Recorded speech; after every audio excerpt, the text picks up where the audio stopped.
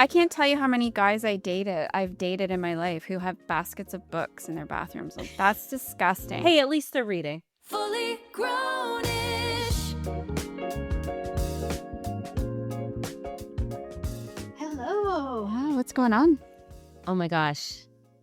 I'm in my millennial comeback era. I'm obsessed. I think I said to you guys I got tickets to Hilary Duff because she's going on tour. Don't judge me. No, I'm not. I don't. No, I'm not. I'm not judging. I was like, did you tell us that? You told me. I definitely heard that. Okay. Oh, I don't remember. Okay, so I'm going to see Hilary Duff. I originally saw she was going on tour, and I got on like the pre-sale list, and the tickets were like $400 or $500. I'm like, okay, I love her, but I don't love her that much. Don't love. And then I got resale tickets for like $150 each, right in Ottawa, which is really cool. But then this week, so Hilary Duff did a comeback. We've seen so many. Hannah Montana did like a special episode over the last little bit, which is totally my vibe. But this weekend at the Culture Awards, Mandy Moore came out singing Only Hope from Walk to Remember with Bowen Yang. And I was in tears. I was feeling all my feels. And it just goes to show our generation was amazing. Or we just crave nostalgia because the world is Okay, on that fire. too. Is she singing? Mandy Moore? Duff. Oh, yeah. Okay. I wasn't sure if she was going on a speaking tour or what it was, because some people are doing speaking tours now, right? No, Oh. I I don't think I would No? have the patience for that No. to listen to people. No, she did like this little mini tour, like I think all over North America. She was in Toronto and she was in Europe. And I don't know if she just wasn't sure if she'd get the comeback she was hoping for, but people were lining up. And you know what it could be? We are craving a simpler time. And it does. It brings back all those feels of butterfly clips and platform shoes. All of our favorites. Yes. Jocelyn, what have you been up to? Okay, I got completely enthralled in Yesteryear. So I read it in 2 evenings, Oh my gosh. which is crazy because I just couldn't put it down.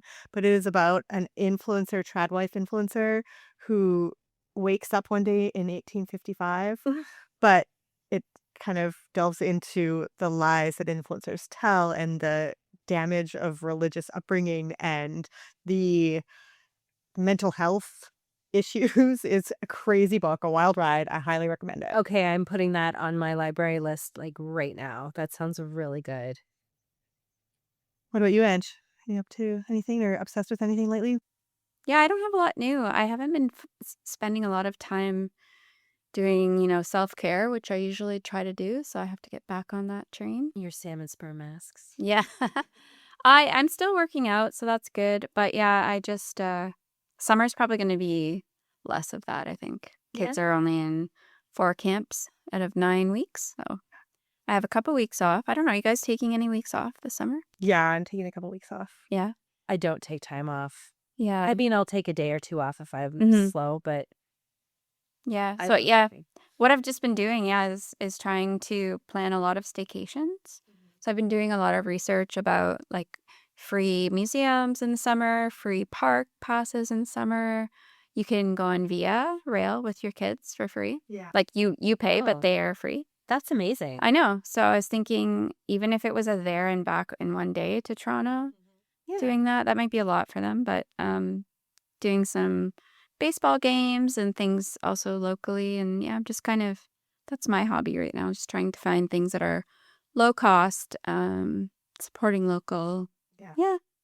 That's about it. Summer. Mm-hmm. That's amazing. I love that we do have so many different parks and stuff near us, hiking trails, Mm-hmm. and even just waterfront splash pads and things like that. What was something during your summer vacation that you always looked forward to? Like as a kid or a teenager, like what was that Does moment? everyone remember the summer that Marlena was possessed by the devil in Days of Our Lives? Sound only me? Never watched that. That was the best freaking summer of my life. Spent it watching TV. Yeah. Okay, wait. Okay, back it up. Sorry, who was possessed by the devil? Was it the soap opera called Days of Our Lives? Okay. And Marlena was possessed by the devil, or it might have been just like this evil guy that was like the villain. I don't know. But Is that what Joey Tribbiani was on? Yes. So many trivia on Amazon. Yes. It was on Days of Our Lives. But yeah, no, that's because everybody keeps talking about the 90s summer, and then Okay. people have been mentioning that because like Mm. that was a classic 90s summer. And I was like, yeah, that was the reality. I was sitting at home watching TV and then running to turn it off so it would cool down enough so my mom wouldn't come home and touch it and we wouldn't be in trouble for watching too much TV. The TV heated up. Oh my Yeah. gosh. I didn't know that, but that's really smart.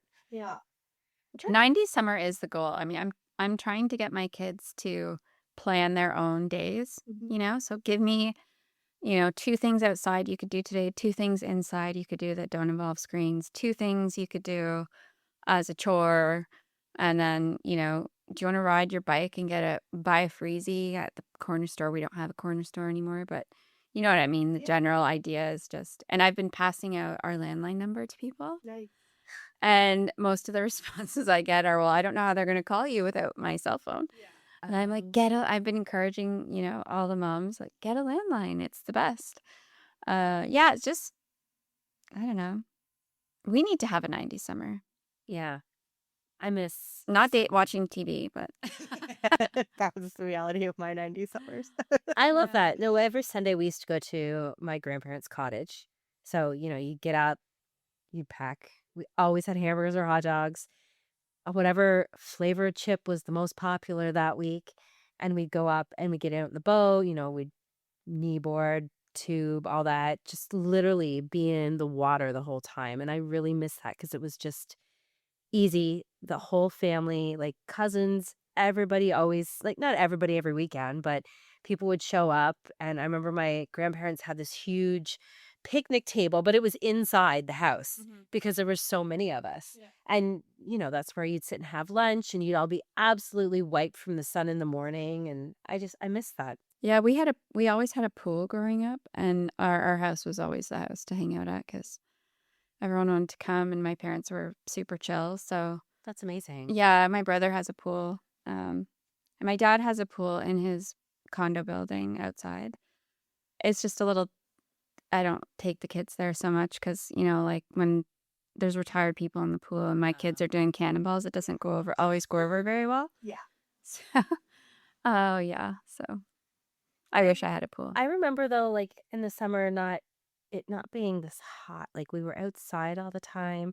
You'd sit in front of your fan and make the funny noises and Mhm. stuff. It got warm. And I always remember there being a lot of thunderstorms at night. Maybe. I don't know. Did you have a bike?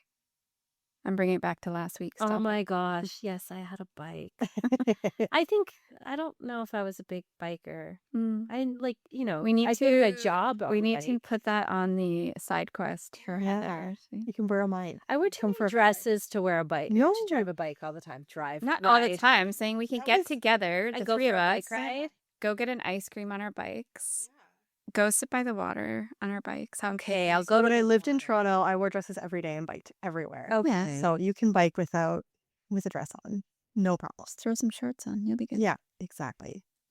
Blah. No, just kidding. I also remember going, as you said, like kids going get a freezie at the corner store. We used to go up and it was Popsicle Pete at the time, and you get all your flavors and you collect points Yes. on the popsicle sticks. I don't think you ever sent them in. No, but you had You collected them. That's actually a really good idea for kids for the summer to start a corner store idea. Not a quote unquote lemonade stand, pardon me, but like open a corner store for an afternoon and have like penny candy Oh my gosh. and a little store where kids could come and buy stuff with change. Fair. That's a This- really but fun idea. the Dickie D guy, right? That Yes. would ride his bike with the thing. I saw that the Oh, other weekend. what? The Dickie Dickie D, It was Yeah. like a bike with an ice cream and it had a truck. bell. And it had a bell.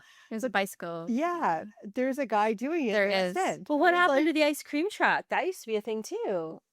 Somebody in our neighborhood said that they banned him because of the noise. I don't think That that's is- true. Someone else said they retired and didn't want to do it anymore. Yeah. Oh, I see. I hear that music periodically, and I'm like, That oh, was that's awesome. maybe 4 years ago or 3 years ago, the last time they rolled through our neighborhood, but it was so awesome. I miss that too. Simpler times. Mm. I miss simpler times. So I wanted to ask you guys what you thought about the black coffee theory. It's a mindset and manifestation concept stating that focusing on what you don't want will lead to receiving exactly like that. So let's say you go to the coffee shop and you order you want to order a latte, but you say, I just don't want a black coffee. Barista is completely confused because you haven't said what you actually want. And you potentially get variations of the wrong thing, but you don't actually get the latte that you want because you're not being clear. Right. So you're focused too much on what you don't want, and you're not focused on. I tend to do that for sure. Yeah. So yeah, I mean, for example, like I could relate it to my current situation, or I'm not really dating because I'm focused too much on what I don't want. Like I don't want somebody who will disrupt my peaceful life. I don't want somebody who has toxic behaviors, things like that. But I actually couldn't tell you What you do want. what I do want Yeah, because I'm too hyper focused on. I think you could relate that to career absolutely. and people probably accepting less than what they deserve because they haven't really manifested what they do want. Yeah. They've just been Focus focusing on what on. they don't. And I think that folks, they're saying what you don't want is a good place to start, but it Mhm. shouldn't be the place that you end at, right? Like where you say, okay, I don't want this, I don't want this, I don't want this, but I do want X, Y, and Z. And then once you can clarify that, what you do want and how that's different. Yeah, it's like don't overthink everything that could go wrong. You should really start focusing on overthinking what could go right or come out of it. Like I very much am somebody who every morning, I know we talked about this a couple weeks ago, taking a minute to be, say your affirmations, be grateful for your morning, what could come out of the day. I try to always think of the positive things that are going to happen, not what could happen wrong, because then you're just setting yourself up for always being in that mindset. Like, get up. What could go right today? What am I grateful for today? The opportunity to just be able to pick whatever I want for breakfast and get going on my own time. Like, be positive about it. Right. It's also, I think, just a cuter way of packaging, like focusing too much on the negative. Yeah. I'm going to literally walk into Starbucks tomorrow and be like, I don't want a black coffee and see what they say. Yeah. I can't even imagine, right? Like I can't imagine that. But it's so like when I read the article What first, do you want? I don't know. yeah, like, But do you think, is this like, let's take a step back when we're younger, when you did speak up to say, I want, and I know I want's not the best way to say it, but I would like this or whatever, and you'd be told, oh, well, wait your turn, or you're coming across too, for me, dramatic or whatever. And then you either dumb yourself down, lower your expectations, and you don't actually speak what you want because you've been told to Yes. yeah, for sure. bring it down. Yeah. The biggest one is like when if you go to ask your friends or something, where do you guys want to go for dinner? Mhm. I'm easy. Ugh. That's annoying. Yeah. Just, Yeah. well, I don't want to, like, if I'm asking you to tell me, what are you feeling? Right? Yeah. I'm asking because I actually Yeah. genuinely care. I don't specifically have an idea. Let's start talking. And usually those are the same people that you get to the restaurant and they're like, Oh, I don't like this. I don't I'm like so picky. this menu sucks, or Yeah. like, there's nothing on, I'm gluten free, or I'm, something. You're like, oh, I didn't know that when I booked the reservation. So That would be like you saying, okay, we're going to a strawberry farm. Is that okay? And me not saying anything. Yeah, All right, guys. where do you want to do this afternoon? We're going strawberry picking. Okay, I'm easy. Yeah, it's fine. Yeah. Oh, we get there and she tells us she's allergic to strawberry. Oh my gosh. Which I've now learned it might be the pesticide they put on it. Oh. I found another person that had the same reaction I did. Hmm. Their mouth blew up and everything like that. And Well, then it would do that with everything because there's pesticides on everything. Well, I have also an issue with avocado and different things like that too. Anyway, long story. We're not going to go down that road, but I found a kindred spirit. He has the same issues as I do. So so we've covered black coffee rule could apply to relationships, careers, what else? Friendships, I guess. Yes. Yeah, for sure. Yeah, how? Anyone? Oh, Any takers? deep dive on this one though. I've always been like the person that when something is a disagreement, I just, all right, I've become submissive, used to, not anymore. And I have been speaking up, saying what I want, what I expect. I spoke up in the fall about having issues in some areas with friends that I felt I was carrying everything we did. And I said, somebody else plan it, somebody else come up with things. Everything went flat. Mm. Nobody did. I'm okay with it. Those people are the ones that are having issues with it. I stopped sweetening my coffee or sweetening the friendships, Mhm. and they went flat. That can be very true of divorce. Mm-hmm. Mm-hmm. And you'll hear people maybe say after, I had no idea that you wanted that. You never told me. Yeah. How can I know what you want if you're not telling me? And people who, like, the 7-year itch they talk about? Mm-hmm. It's where, like, people get married and then after 7 years they start to drift. Yeah. Because your needs, I think, evolve over time. You're not going to remain the same person.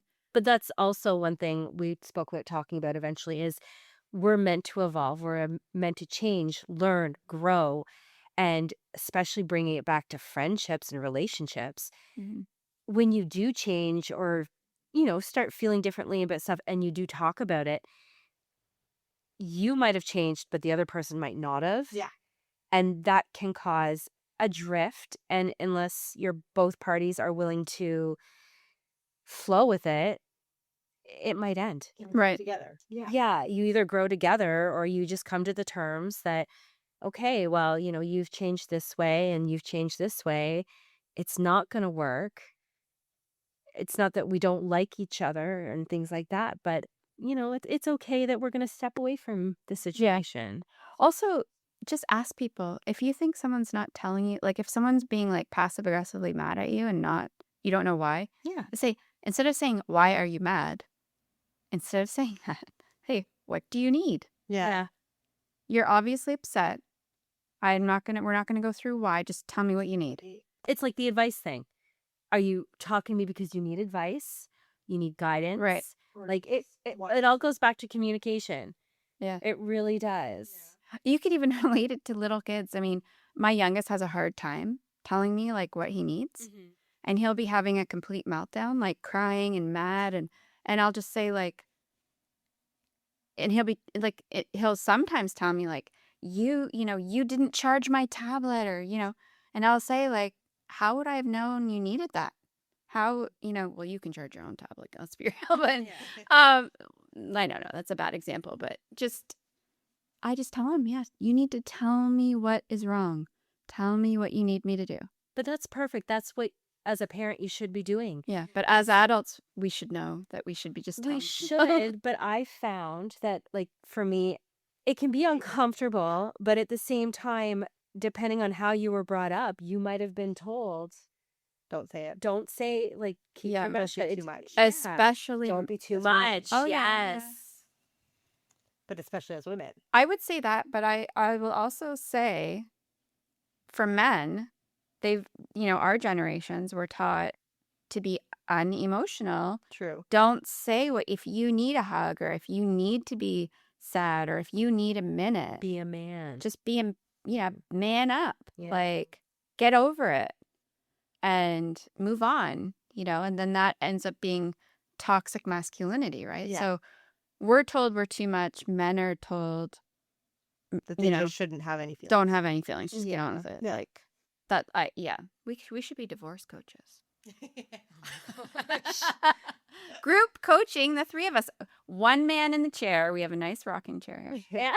And if you want to come in, we'll tell you how to save your marriage. Coming from me, the single one. I'll tell you all you need to know. And just divorce court. But this is not legal advice. Yeah. Yeah. Oh my gosh. We'll have a disclaimer. I love Disclaimer that. at the outset. And we only take cash. Yeah, exactly. Casually. So I was chatting with another friend recently about dating, marriage, but also this can apply to friendships and work too.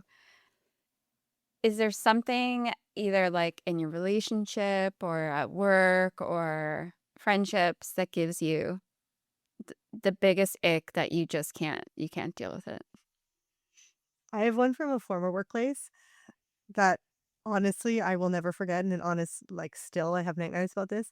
But when I worked at Roots head office, there was a guy. Where? Roots head office. Oh, I didn't know you were. Yeah. So this would be my last official corporate job, I'd say. But there was a guy that would get up every 5 minutes or so and go into the bathroom, which was like just on the other side of our like cubicle section, and he would like hawk up a loot. Like, Ew. literally the most disgusting thing. Sorry. I know. Just Yeah, the you dog. could feel my pain. And it was like 45 times a day. Ew, The worst thing ever. And every time I would just have an absolute meltdown. Okay, and so does your husband ever do that? No. Okay, No. so it's I not think I triggering. probably do it more than he does. But like in marriage, I would say like the freaking beard trimmings. Oh, You walk yeah. into the sink and Ew. there's beard trimmings everywhere. Oh, in and around the faucet. Oh God. I'm like, Disgusting. just freaking clean up after yourself. That would be my biggest one, I think. For your relationship? Yeah. Okay, so my biggest one for a relationship is um when they put and like the garbage or recycling on the shelf above the garbage and the recycling. Open the cupboard doors, put it in. Okay. Instead of just piling it. Like that's like just like a relationship ick in my world. But my big ick, why do they show people brushing their teeth on TV? And I don't need to hear that. I'm getting goosebumps That's right hilarious. That's now. that would never bother Oh me. my That's gosh. hilarious. Okay, Now, so is it's that you know. non-electric toothbrushes?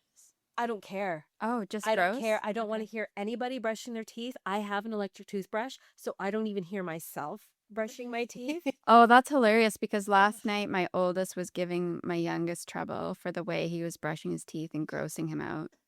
That's Like so I funny that literally it's a common goosebumps thing. That's talking interesting. about it. It grosses me out. just generally see. But like if I see it on TV, I automatically like right to my ears. I'm so lucky that my he knows this is something that bothers me. He'll go to the other bathroom. He's so sweet like that. Okay. But yeah, I will have music on or something when even I'm brushing my teeth. Just Okay. random. Oh, interesting. What about you, Ange? Oh, by far, if you lick your fingers in front of me, if I can hear it, if I Ew. see it, it's disgusting. I find it. If my kids ever have Cheetos or anything, I tell them, if you even try to lick your fingers, I will never let you eat those again. It's so gross. Like the sound, like people eating chicken wings and licking their fingers. I have PTSD from that, from being my brother and my dad when I was young. Like, gross. Don't lick your fingers. Don't make the sound. Just don't even do it. So that's my biggest one, I think, overall. In relationships, it's been so long. I don't even remember. Breathing? Yeah, sometimes. No, I'm kidding. I don't like sleeping in the same bed with my partners. I have always hated it. I don't think that's an ick though. That's becoming a very trendy thing. Like if you it's a move, respect thing. yeah, if you move when I'm trying to sleep, I'm a very light sleeper. Me too. I can't handle it. But ick wise in a relationship, that's not really an ick. Going into the bathroom for a number 2 and taking forever and bringing a book or your phone. Gross. Just get in there and do your business. That's just all I can think of is, ew, you're in there for 20 minutes or whatever. That's just, to me, that's gross.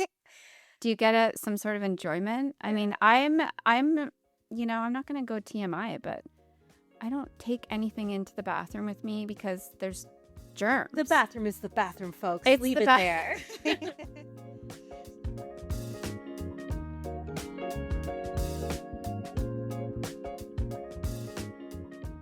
Thank you for listening. We would love it if you liked and subscribed and follow us on Instagram at Fully Grownish. We are available on Spotify, Apple Podcasts, or wherever you get your podcasts.